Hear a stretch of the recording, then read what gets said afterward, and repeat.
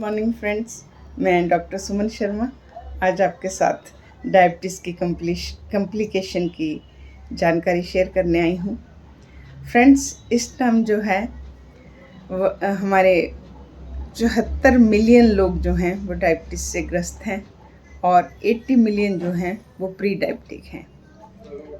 Friends, जो pre diabetic होते हैं वो बहुत जल्दी डायबिटीज़ में चेंज हो जाते हैं। तो और इसमें ये साइंस ने डाटा पाया है कि अगर ये 2045 तक 135 मिलियन ये हो जाएगी संख्या जो है, तो फ्रेंड्स जब ये इतनी बड़ी महामारी के रूप में फैल रहा है तो हम इसको बचाने के लिए थोड़ा काम कर सकते हैं कि जो इसके रिस्क फैक्टर हैं, मोटापा है, हाई लिपिड है, फैटी लिवर है, फिज़िकल इनएक्टिविटी है और डाइट पे, इन सब पे काम करके हम इस महामारी को बचाने में थोड़ा सा योगदान दे सकते हैं। तो आज मैं इसमें आपको डायबिटीज़ अगर हम कंट्रोल रखते हैं तो ये कुछ नहीं करती, आप बहुत लंबी लाइफ, बहुत अच्छे से नॉर्मल लाइफ जीते हैं। बट जब ये अनकंट्रोल्ड होती है तो फिर उससे क्या कॉम्प्लिकेशन होती है, आज हम उसके बारे में जानते हैं। फ्रेंड्स, जब हमारी डायबिटीज़ कंट्रोल नहीं होती तो सबसे पहले हम कॉम्प्लिकेशन हार्ट की लेते हैं। डायबिटीज़ के कारण जो ध्वनियाँ हैं, ब्लड वेसल जिसे बोलते हैं, उसके अंदर वेयर एंड टेयर के कारण हार्ट पे ज़्यादा प्रेशर आता है। और अगर साथ में आप ओबीस भी हैं, आपके लिपिड भी हाई हैं जिसे कोलेस्ट्रॉल बोलते हैं, तो ये दबाव और बढ़ जाता है। तो फ्रेंड्स, हार्ट में हमें 3 तरह की बीमारियां जो अनकंट्रोल्ड डायबिटीज़ में नज़र आती हैं।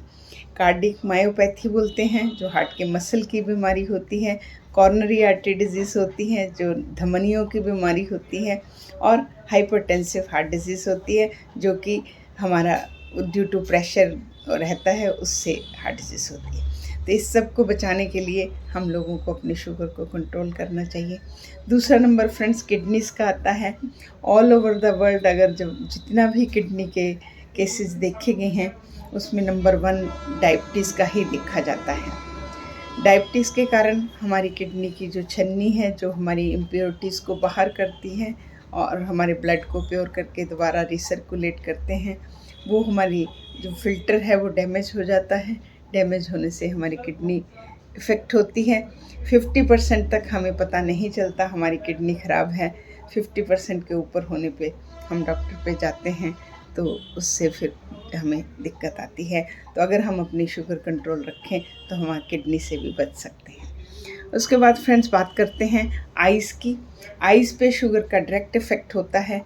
जिनकी अनकंट्रोल्ड शुगर होती है उनको कैटरेक्ट, ग्लूकोमा ये होने के चांसेस ज़्यादा होते हैं।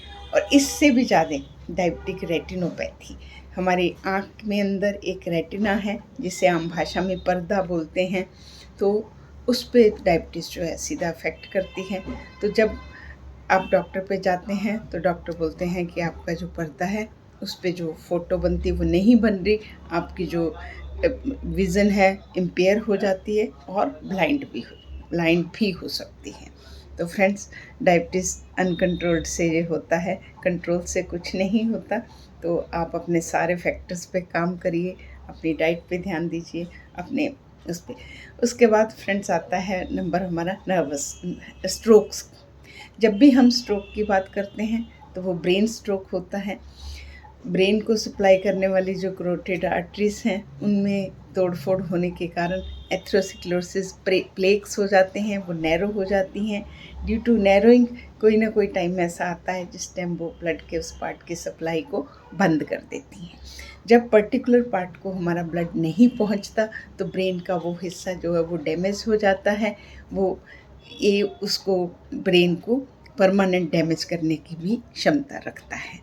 तो फ्रेंड्स, हमें इस तरीके से अपनी शुगर को कंट्रोल करके, बीपी को कंट्रोल करके अपने स्ट्रोक से भी बचना है, अपने फिजिकल एक्टिव रह के। उसके बाद फ्रेंड्स आता है हमारी स्किन की प्रॉब्लम।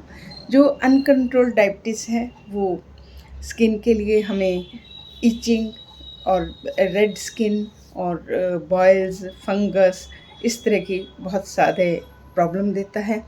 तो इसमें फ्रेंड्स हम लोगों को शुगर कंट्रोल रखना चाहिए, मॉइस्चराइजिंग करना चाहिए और हाइजीन मेंटेन रखना चाहिए। उसके बाद हम इस चीज़ से भी बच जाते हैं। इन्फेक्शन की बात आती है फ्रेंड्स, जो डायबिटिक पेशेंट हैं वो नॉर्मली दूसरे लोगों से ज़्यादा प्रोन टू इन्फेक्शंस होते हैं। उनमें यूरिन इन्फेक्शन ज़्यादा होती है, उन्हें फंगल इन्फेक्शन, स्किन इन्फेक्शन, सारी इन्फेक्शंस ज़्यादा होती हैं। अगर उन्हें निमोनिया होता है वो भी नॉर्मल लोगों से ज़्यादा दिक्कत होती है, उनकी इम्यूनिटी हमेशा डाउन रहती है। उसके बाद फ्रेंड्स आती है हमारी नर्वस की प्रॉब्लम। नर्वस में दिक्कत होने से फ्रेंड्स मोस्टली नर्व्स कहीं की भी इफ़ेक्ट हो सकती हैं, पर जो नॉर्मल भाषा में माना जाता है वो लेग्स और आर्म्स की बोली जाती हैं। इसमें आप नॉर्मली देखोगे पेशेंट शिकायत करते हैं, मेरी फिंगर्स में बर्निंग सेंसेशन हो रही है, टिंगलिंग हो रही है, सुनपन हो रहा है, जहाँ मुझे बहुत ज़्यादा पेन का सेंसेशन होना, जहाँ बिल्कुल पेन नहीं होना। ये सब फ्रेंड्स अनकंट्रोल्ड डायबिटीज़ में होता है। और ये अगर आपका कोई आपकी यूरिन ब्लैडर वाली नर्व या आपकी गैस्ट्रिक आपके डाइजेस्टिव सिस्टम वाली नर्व इन्वॉल्व हो जाती है, तो आपको डाइजेस्टिव सिस्टम को एक वेगस नर्व जो है वो सप्लाई करती है। अगर ड्यू टू डायबिटीज़ उसमें इन्फ्लेमेशन होती है, वो इरेटिक हो जाती है, तो हमें सबसे पहले सिम्टम हार्टबर्न, नौजिया, उल्टी का मन होना, उल्टी होना, खानी पाना, ब्लोटिंग, कॉन्स्टिपेशन, ये सब सिम्टम्स आते हैं। और अगर हमारी ब्लैडर वाली नर्व इन्वॉल्व हो जाती है तो पेशेंट को बार बार यूरिन पास होना, यूरिन रुकना नहीं, कंट्रोल नहीं होना, यूरिन पे ड्रिबलिंग होना, ये सब सिम्टम्स उसमें आते हैं।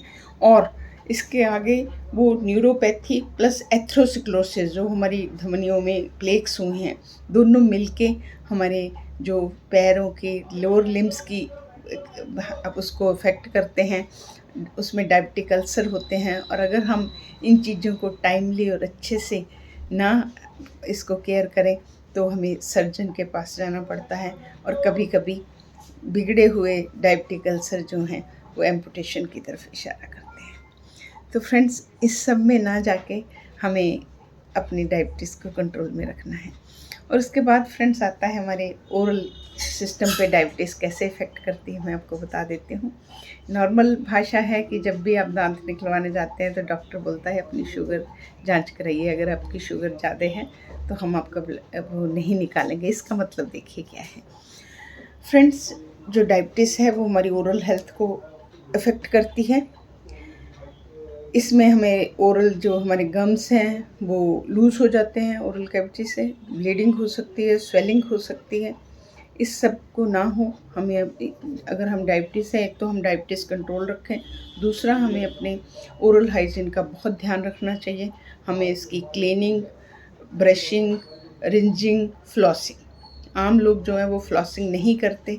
मेरे वीडियो के बाद आप फ्लॉस करना शुरू करें, ये मेरे लिए एक बहुत बड़ी आपकी वो होगी। तो फ्लॉसिंग इज़ वेरी इफ़ेक्टिव। तो फ्रेंड्स, अपनी बात वहीं पे आ रही है कि हमें अपना डायबिटीज़ को कंट्रोल में रखना है। और उसके बाद फ्रेंड्स आता है बात हमारा, एक बहुत कॉमन प्रॉब्लम आती है, आपकी सेक्सुअल लाइफ भी अनकंट्रोल डायबिटीज़ को अफेक्ट करती है। मेल्स में एरेक्टाइल डिसफंक्शन जाना जाता है, और फीमेल में जो है वो पेन ड्यूरिंग सेक्स जो है वो होती है। तो ये चीज़ें जो हैं, अगर हम डायबिटीज़ कंट्रोल करते हैं, अपना वेट कंट्रोल करते हैं, फिजिकल एक्टिविटी करते हैं, अपनी डाइट अप्रोप्रिएट लेते हैं, तो हम इन सब से बच सकते हैं।